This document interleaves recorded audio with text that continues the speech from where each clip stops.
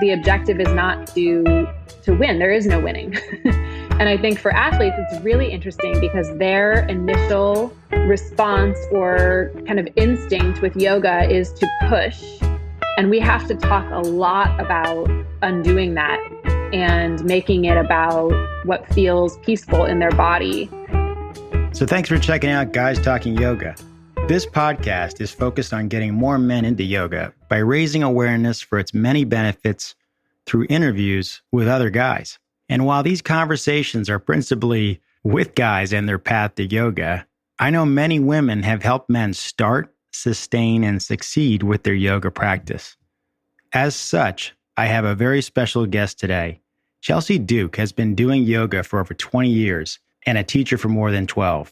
And for the last 8 years, she's been working with the athletic department at the University of Oregon, teaching a sports-specific mobility and injury prevention style of yoga to help both the men's and women's teams succeed in their athletic endeavors and cultivating their mind-body connection for overall well-being. In today's conversation, Chelsea and I get into using yoga to improve joint mobility, the benefits of using props like bolsters, blocks, belts, and walls, yoga as a tool for injury prevention and rehabilitation, and just finding that edge through self-awareness and full-body movement. And for this week's podcast, we're offering a bonus episode that you'll want to check out. This is a great intro to one of the types or aspects of restorative yoga, the body scan. Anyhow, thanks for listening and enjoy the show.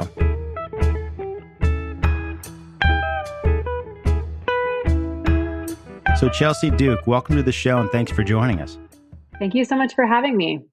So your name came up talking with a good friend of mine who's a MD out in Oregon. And when I was explaining I was working on this podcast, he had mentioned your name as being someone who's quite familiar working with many athletes, including a lot of men. So I thought it'd be super cool to have you on this show to give your perspective on working with men, teaching men, observing how men engage with the practice.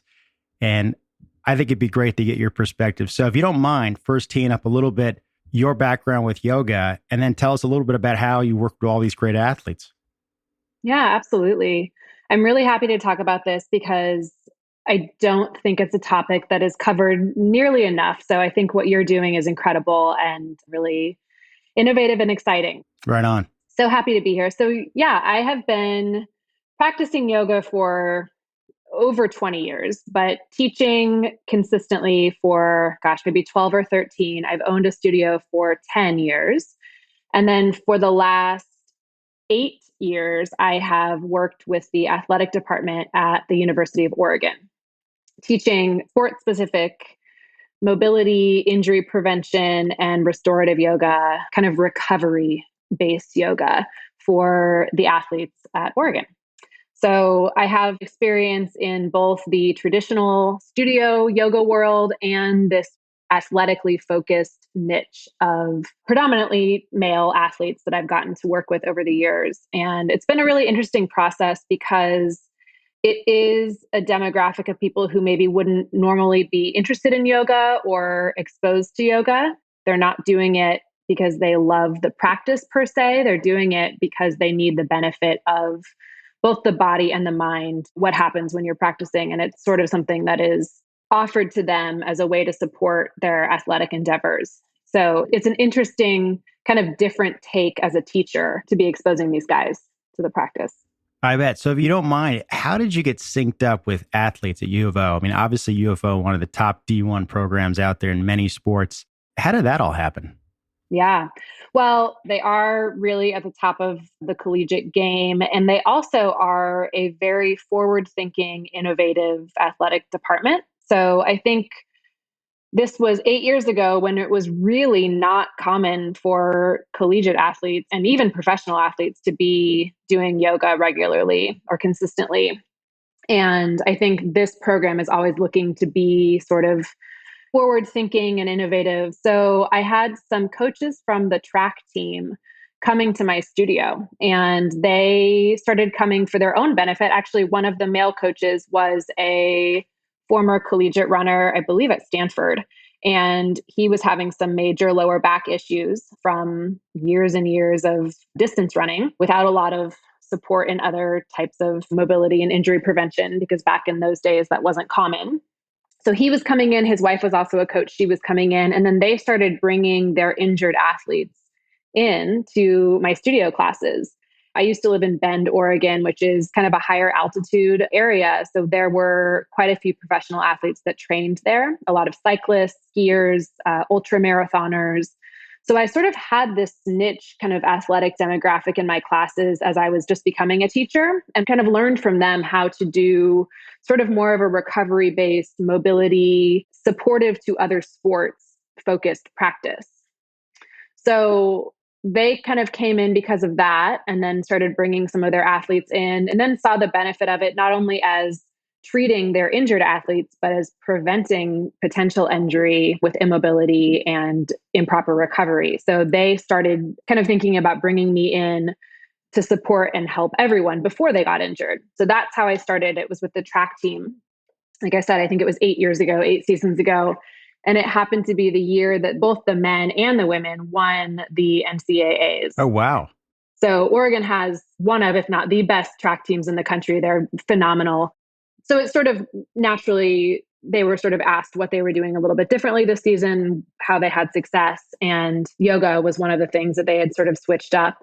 It's sort of interesting to hear that they came to the yoga studio not to sort of have a alternative fitness experience or prepared to avoid injury, but they actually were coming in with injuries. So what do you think about yoga before we go a little further? What makes yoga great at actually helping recover from injuries? Well, I think the body awareness component, the mindfulness aspect of it, regardless of what style practice you're doing, can be really, really beneficial as far as recovering from an injury, understanding what your body needs, and sort of being able to listen to that subtle edge. It requires a lot more kind of intentional sitting with your body and listening to the feedback you're getting as you move, versus kind of more of that push mentality that I think a lot of athletes have. I think a lot of people in general, and not to specify toward men, but probably a lot of men in general, when they're moving through different types of activity, whether it's lifting weights or running. Just do it, right? Just do it, right? And the harder you go and the faster you go and the harder you push, the better. Yep. And oftentimes that leads to injury. So being able to slow down and listen kind of more intuitively to what your body's going through, and really being able to pick those subtle cues up, can help you to understand what you need to be injury free and to help heal.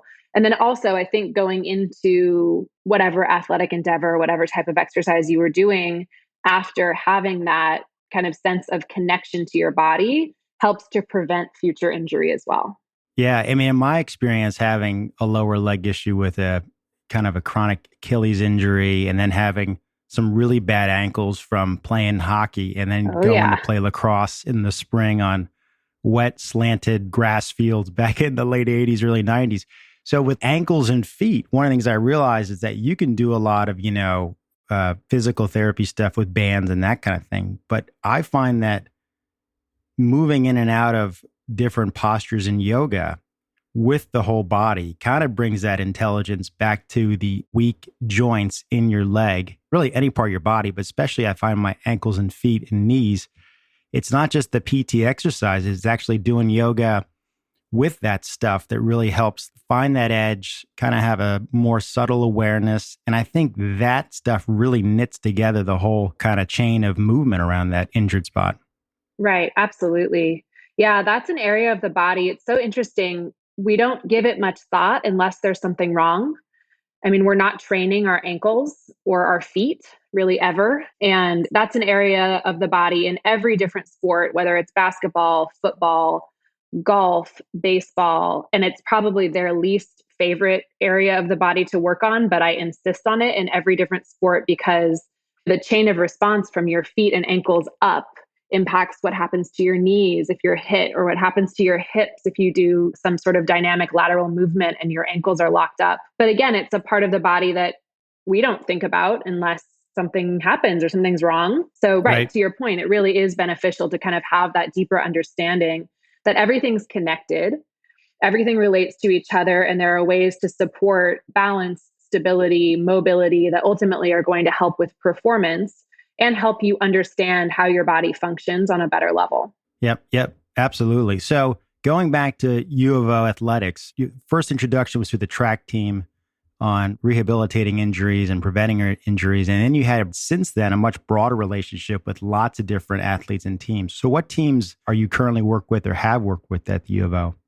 Yeah, absolutely. I've worked with almost every team that we have. So, football, baseball, men's and women's basketball, volleyball and beach volleyball, track, golf, men's and women's golf, tennis, lacrosse. We only have a women's lacrosse team here. And gosh, who else am I forgetting? That might be everyone. Almost everyone. Almost everyone, yeah.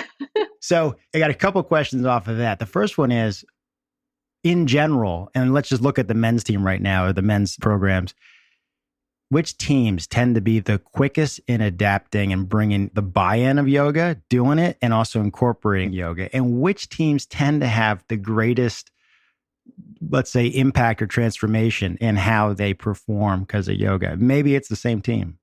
Yeah. It's interesting. And this speaks to it being less about the sport specifically and more about the athlete or the person's interpretation of the practice. Because over the years, I would say the teams that buy in most or are most interested in the practice and the ones who benefit from it, it kind of changes throughout season by season. And a lot of it has to do with the individual athletes. So men's basketball, for example, is a team I'm working with right now. We're still kind of preseason, and they are really, really into it this season. They're really dedicated. They're really focused. They are completely dialed in. They're even doing extra sessions. Some of the athletes are coming to my studio and doing like an extra class in addition to what we do as a team per week, because they really, really feel the benefit of it. And that's a sport where it's pretty uncomfortable. I mean, the mobility and the recovery, we do a lot of ankle stuff, a lot of hip stuff. Sometimes they can't even sit on the ground. So it's not that it's easy for them, but they are really understanding not only the physical benefit, but really the mental benefit of it. They can't sit kind of in cross-legged just on the ground? No, most of them can't. Because of their lower backs or because of their lower legs? Well, they've had countless ankle sprains, probably most of them. Hip mobility is a big reason. Some of them have some knee issues, and I wouldn't say it's so much lower back. It's predominantly hip and ankle. Mm-hmm. For most of the teams that I work with, that seems to be the biggest spot. So I totally hear you, and we'll get to that individual experience in a second. And it sounds like, depending on those individuals within a given team, the team starts to embrace this stuff a little better. So absolutely, what's your experience with how yoga on the teams right now has impacted some of those sports programs? Well, I think a lot of them, like we were talking about at the beginning of this, it's not something that they're necessarily particularly interested in or seeking out, right? They're doing it because their coaches are telling them that it's required or they need to show up. Right. You've got to do this. And so maybe they're not quite aware of the benefits or understanding. And to be perfectly honest, there definitely are athletes that are not open, at least at the beginning, to a yoga practice. And they think it's stupid and they don't see the point and it's slow and kind of boring and they would rather be in the weight room. But I will say pretty quickly, almost everyone, I mean, maybe over 8 years, there have been a couple exceptions of guys that just never really got into it. But I would say almost immediately after the first couple of sessions, they're understanding and feeling the benefit of truly being restored, and not only their body, but their mind as well, and feeling a break. So these guys are under a tremendous amount of pressure as an elite, high level D1 athlete. They're also students. They're also young guys. I mean, 18, 19, 22, 23. Right. So thinking of just the normal pressures of life. So for them to have an experience, and this is my intent with them, is guiding them into something that feels like a huge sigh of relief, not only for their body, but for their mind, to be able to offer that to them. And maybe these guys have never felt that before from anything, right? Because they've never been exposed to a mindfulness practice or any meditation or anything that feels truly, truly restorative. where they're totally shut off and able to relax. And pretty immediately, they recognize the benefit in it. And typically, they'll kind of buy in after the first couple sessions because of that. What do you think the benefits that they're seeing? And the benefits might be very subjective, but from your perspective, when you see these large linemen come in, or these tall guys on the basketball team, or these wiry small guys on the golf team or track team, what are some of the benefits you think they initially get and then start to really incorporate, not just like you say with the mind-body connection, but also just in general, how they move?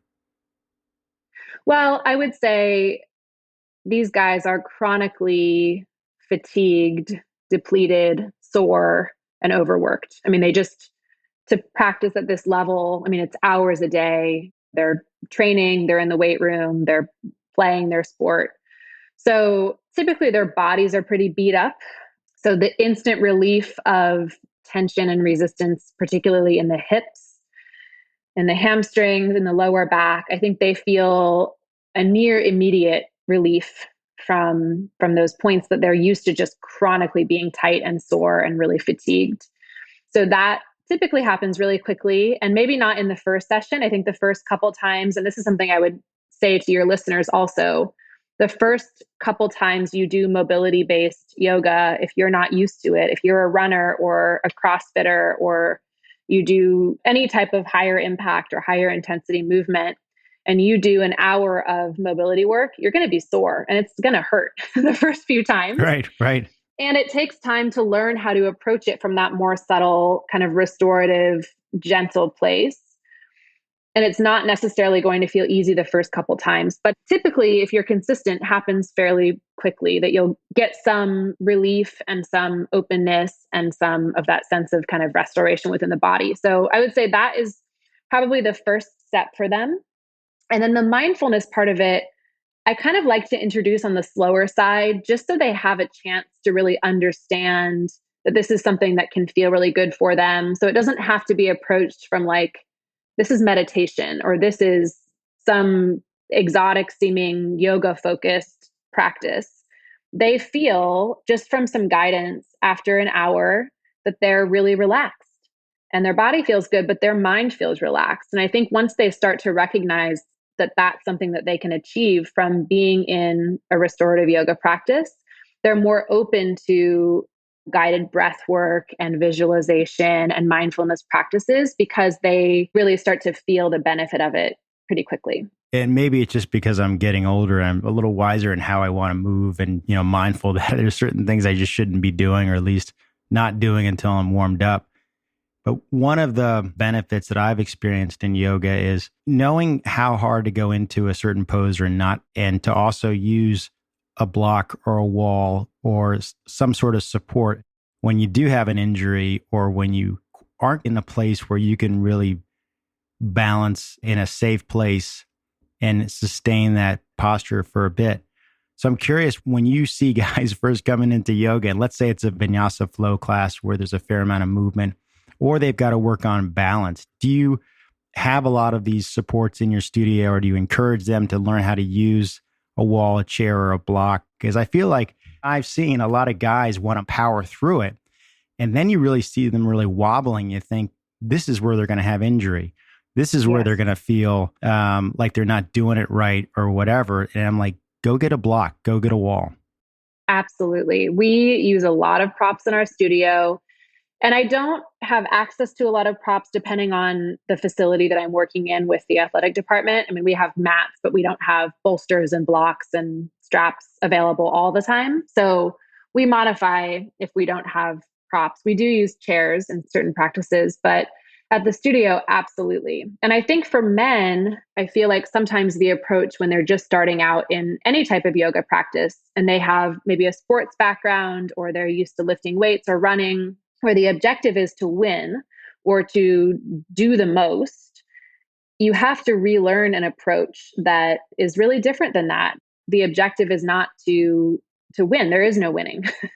And I think for athletes, it's really interesting because their initial response or kind of instinct with yoga is to push.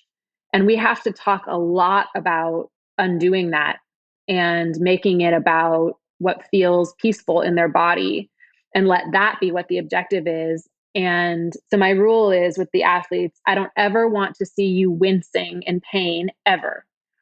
And that's really hard for them not to do. And I think even with men in the studio, it just seems to be sort of the natural approach or the instinct. So it is something that you have to consciously kind of unlearn. And it requires you to be really, really mindful and really connected to your body, because the cue of where you should be in a restorative pose or a mobility focused posture, it's really subtle. It's not the maximum of where your body can go. It has to be, I like to say, maybe like 70 or 80% of what you're capable of. And I think the use of props, to your point, in balance postures or in like a lunge posture, if we can put blocks under the hands and elevate you up a little bit more, men tend to be much tighter in the hips, much more immobile in the hips, whether they have an athletic background or not. It's just anatomically the way that you guys are built, a lot more restriction in the shoulders because of just muscle density. So using a strap, if you're doing a shoulder opener, or using blocks, if you're coming into a hip opener, or sitting on a block or a bolster, if you're in a cross-legged position, so you have more space for your ankles, your back, your hips, whatever, can be really beneficial. But I do think there is a bit of a stigma of props being a sign of weakness or not showing that you can do the final posture, the full variation. And that's, yeah, I'm really, really adamant about kind of crushing that stigma, because they are incredibly helpful. I still use props all the time in my own personal practice. 100%. I feel like if you need a prop and you don't use a prop, you're actually cheating. You're not cheating by using the prop. If you use the prop, you're actually doing the right thing. Absolutely. If someone needs a prop or a wall, don't cheat yourself. Don't cheat the opportunity to actually work in that place where you have challenge. I had to be reminded several times during my teacher training a few years ago with Allison West in New York. And this probably comes from this habit from high school, like weightlifting. When you're on the bench and you're pushing up the weight, you sort of stop breathing. And so Allison would always remind me in the teacher training, keep breathing, like soften the face. You don't have to like stop breathing. And I think a lot of guys who, when they are in an athletic endeavor or training, you sort of forget to keep breathing and you think that's going to help you get through it. And I find in my yoga practice that I try to get to a place where I can breathe easy and still be challenged. Yeah. And for me, that's where I start making more progress. And same thing hitting a tennis ball. I actually like breathe easier now when I hit a tennis ball and things connect better. Props and the breath work with yoga, probably the two biggest game changers for helping really evolve my practice. Absolutely. Well, I will say, I think the breath needs to be the priority over the body. And that's a really good way of understanding and being able to start listening to that more subtle edge. So in any of my classes, whether it's a studio class that's mixed with men and women, or one of the classes with the athletic teams that are male based, we always start with intention setting and with connection to the breath, because that has to be the foundation of the practice. And again, it's something that we're really used to being kind of an afterthought in so many different types of athletics, but it's actually really beneficial for increasing lung capacity. I mean, in a restorative practice, it's really helpful for calming your central nervous system and getting you out of that fight or flight state and more into that rest and digest state. That's going to help ultimately allow more mobility and openness in your entire body. It makes a huge difference. And that is another thing that I think some of the athletes or the guys kind of think of as like a woo-woo like practice. And then they really feel the benefit of it. And they're like, oh, this actually really matters. Another cue that I use when I'm teaching men, especially and athletes, to learn how to deactivate and soften parts of their body that we're trying to create mobility in, that they've maybe only ever felt deep activation and tension in, places like hip flexors or shoulders and neck, IT band, things like that. I love to say, take a really deep breath in, and you should be in a variation of the pose where as you exhale, you can feel things softening a little bit more in your body. And if you look for that variation, instead of maybe again 20% further where you're pushing yourself into a really deep hip opener where you can't take a breath and relax, you're going to benefit more from it if you can find that more subtle edge take a breath, and then use that exhale to look for those places where you can kind of release a little bit of that tension. Yeah, that's great. So you've mentioned restorative a couple times, and I feel like restorative is probably not far behind breathing as an afterthought, but restorative yoga is sort of the yoga that never gets fully appreciated by both men and women. But I would imagine more men than women are not aware of what restorative yoga is and are even less likely to take advantage of its benefits. So if you wouldn't mind explaining to the listeners, what is restorative yoga and what does that look like in your practice? And what has been restorative yoga's impact with some of these guys? I love restorative yoga. So vinyasa is my first love. I do a lot of really strength-based classes in my studio, but I will say, I think the overall benefit of a more restorative, mindful, mobility-focused practice, and I'll talk about kind of what that means in just a second, especially right now in the season of life we're in, male or female, we're all under a tremendous amount of pressure. I think we have a higher level of stress than ever.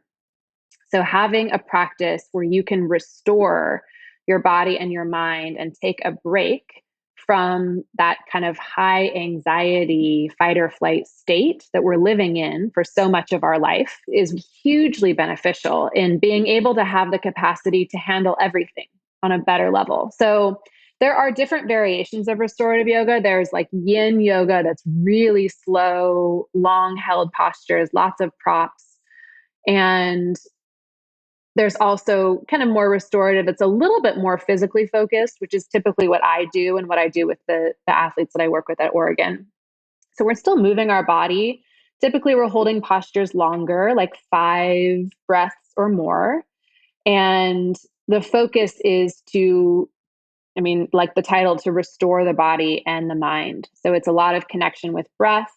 It's much more gentle, but you can still find a lot of deep physical benefit from it. So for most of my restorative practices, we have a focus on opening up the hips in a really gentle and progressive way. So we start out with very soft, like reclined postures that just allow us to check in with how things are feeling. And then we'll kind of progress through maybe some seated postures, some tabletop postures, maybe a couple lunges, but really supported with props or with knees on the ground. So we're able to bring our body into a state that feels like a sigh of relief.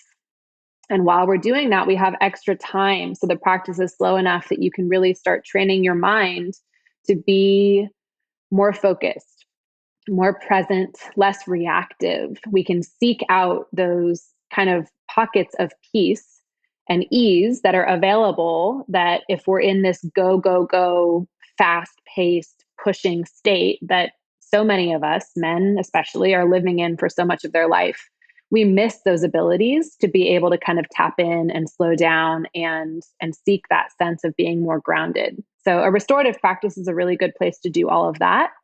I also really believe in mobility-based yoga or restorative practice to be a complement or a support to other athletic endeavors.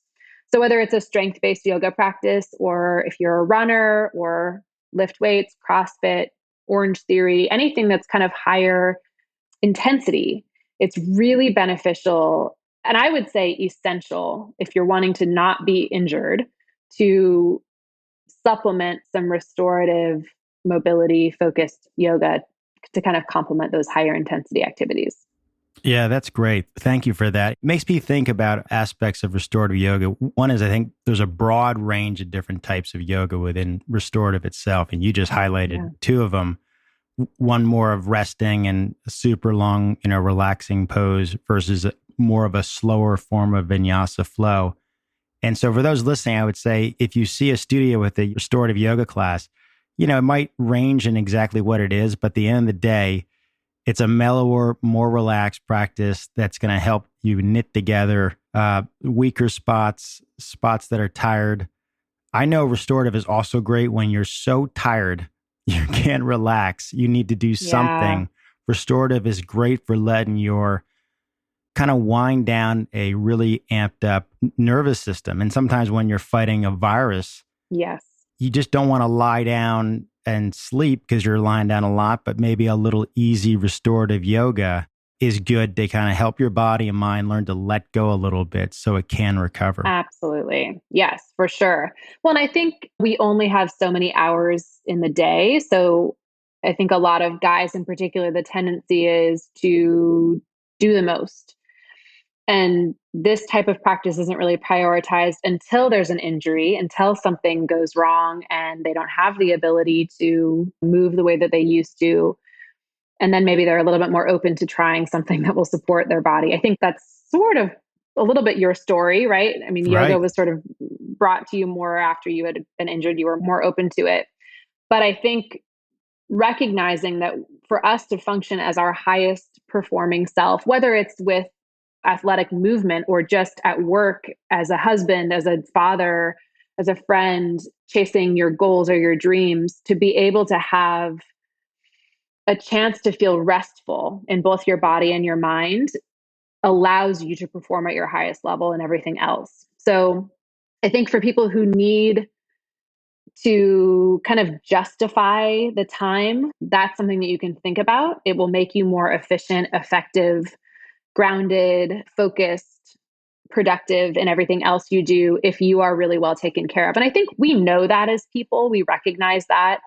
If we're sleep deprived or if we haven't been eating well or we're not taking care of ourselves, we don't do anything as well as when we are really well taken care of. And I think this is just one of those things that can be in your toolbox of support for your body and your mind so you can continue to do all the other things that you really care about. And it's been really cool to see an athletic department like Oregon recognize that as something that their athletes truly need to be their best.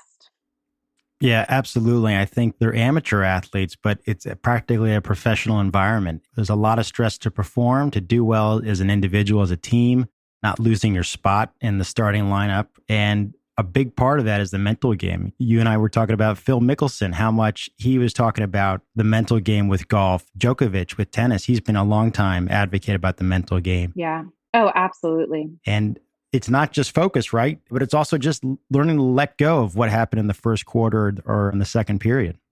Yeah. Well, and you think about that at an elite athletic level, it's pretty obvious what the benefits are, but your listeners at work, like I said, at home, anything that you're doing, you want to do your best at it. And I think having the understanding of being able to differentiate your thoughts and your actions, to be able to give yourself space to be mindful about how you respond to things, how things impact you, all of those practices are going to make you a better, more capable person, whether you're an athlete or not, whether it's about your body or not. I think the benefits of a restorative type practice can really be translated into everything. That's great. Well, as we look to wrap here, if someone listening is already committed to starting a yoga practice, what were the tips that you'd give to some guys who are eager to start and are a little bit overwhelmed about how to start in this world where some of it's online, some of it's in a studio? What would be your 2 or 3 tips to those folks who are eager to get going? Yeah, absolutely. Well, I think being open to trying is a huge step. So be proud of yourself for that. And I think wherever you're most comfortable is the best place to start. So, one of the silver lining benefits of the pandemic is there is so much more accessibility to this practice in so many different ways. So, if you're more comfortable being at home and trying it without a huge class of people around you, you have tons of different options as far as practicing at home. And I would also say try out different styles of practice. Like we touched on, there are so many variations of not only restorative yoga, but every type of yoga. So I really believe there's something for everyone, no matter what you're looking for, what your objectives are, what season of life you're in. There is a type of practice for you. And I really hate the thought of someone trying a class and not resonating with the style or with the teacher or with the space and saying, yoga is not for me. So I would say give yourself a chance to maybe try out a couple different types of classes, different teachers, different locations if you can, and just sort of see what resonates with you. I would also say, like we touched on a little bit at the beginning, it's probably not going to be super relaxing at the beginning to open up your hips if you haven't done it, ever or much. So give yourself some time to get comfortable and familiar with it. Just like anything, it takes time to practice. And the more consistent you can be with a practice, the more you're going to really feel the impacts of it and be able to get a lasting result. So I would say try to be consistent if you can. That's great. Yeah, don't let your first impression be your only impression. Absolutely. By the way, for those who are listening, we're going to be recording a bit of a bonus episode. Chelsea's going to take us through sort of a meditative, restorative, short session. So that'll be available on the podcast. But Chelsea, great to connect with you. Thanks for joining us and sharing all your great perspective, not only in just your yoga practice, in your profession as a teacher, but also specifically working with so many top athletes at the University of Oregon. This has been great to talk about all the great ways you're helping those guys. Yeah, happy to support anybody who's looking at yoga as a potential practice. Awesome. Thank you very much for joining. So I knew you guys would enjoy Chelsea. She just has a ton of experience, a lot of great energy, has so much wisdom around how to use yoga, particularly with athletes in recovery, rehabilitation, learning to manage stress. And she's offered to do an 8 to 10 minute body scan. You'll find it as a bonus episode on the podcast. It's not just great for relaxation, but learning how to think about how you feel from top to bottom, head to toe, really helps cultivate this awareness. It's another form of connecting your brain to your body. And over time with the yoga practice, things like body scan meditation and any kind of meditation, and particularly when you do it intentionally around movement or in a restorative pose, you really start to learn more and know more about your body, and you're going to feel that on and off the court. So thanks for listening and check it out.